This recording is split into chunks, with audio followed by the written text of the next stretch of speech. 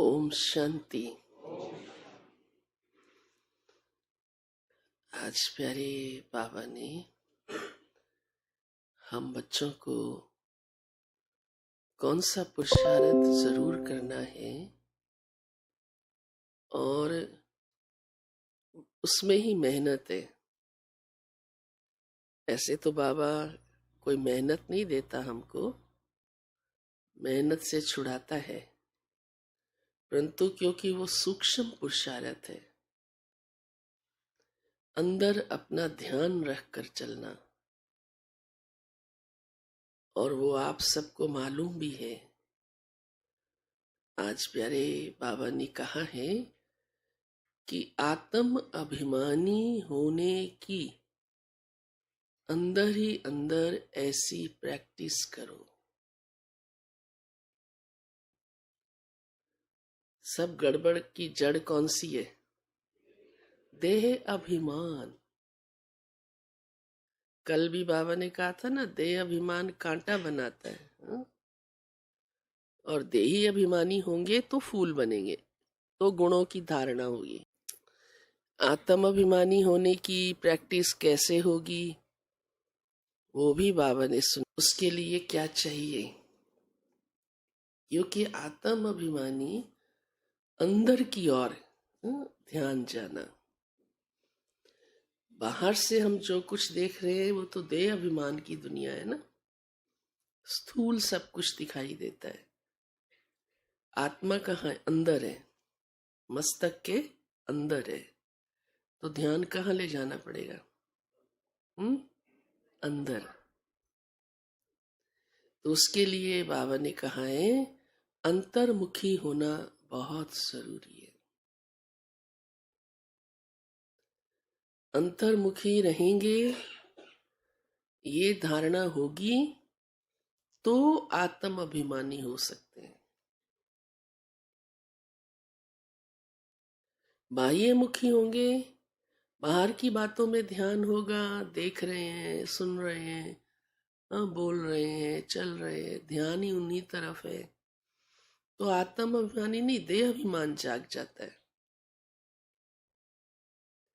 और जब तक आत्म अभिमानी होने का पुरुषार्थ नहीं, तो बड़ी गड़बड़ है। फिर बाबा कहते ऊंच पद नहीं बन सकता। इसलिए आज बाबा ने कहा जो बच्चे इस अभ्यास को करते हैं, आत्म अभिमानी रहते हैं, उनकी विशेषताएं सुनाई है। तो बाबा ने कहा एक तो उनकी भाई भाई की दृष्टि रहेगी, सहज।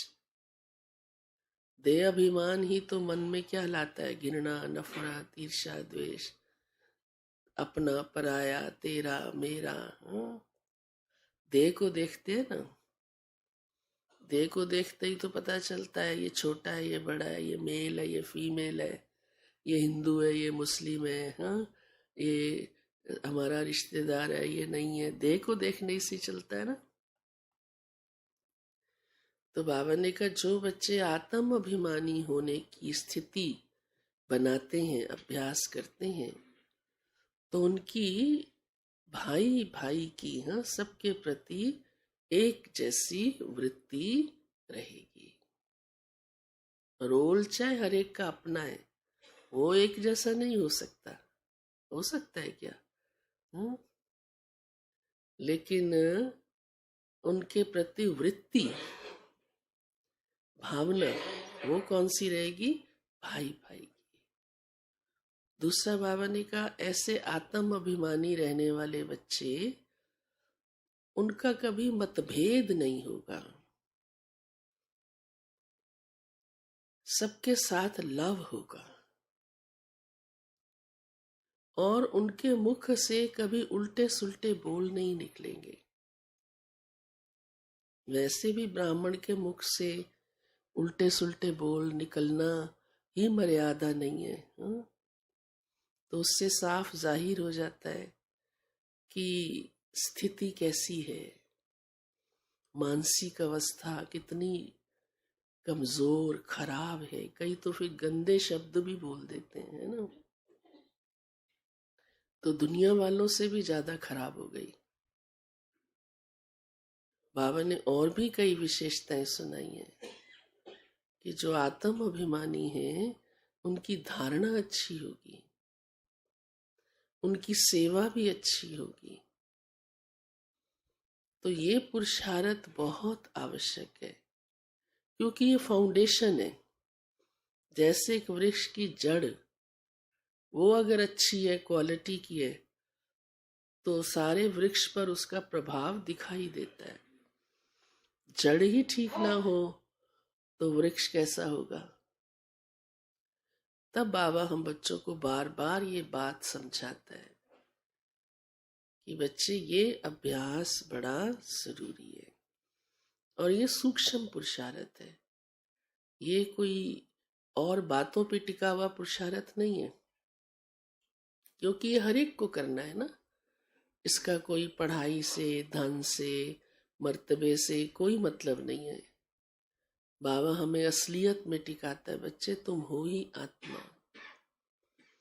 तो जितना अपने इसी ओरिजिनल स्वरूप में अपनी स्थिति को बनाते जाएंगे, तो ये धारणाएं जीवन में दिखाई देंगी।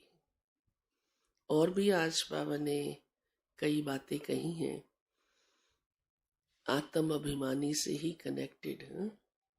बाबा ने कहा छुई मुई भी नहीं बनना है।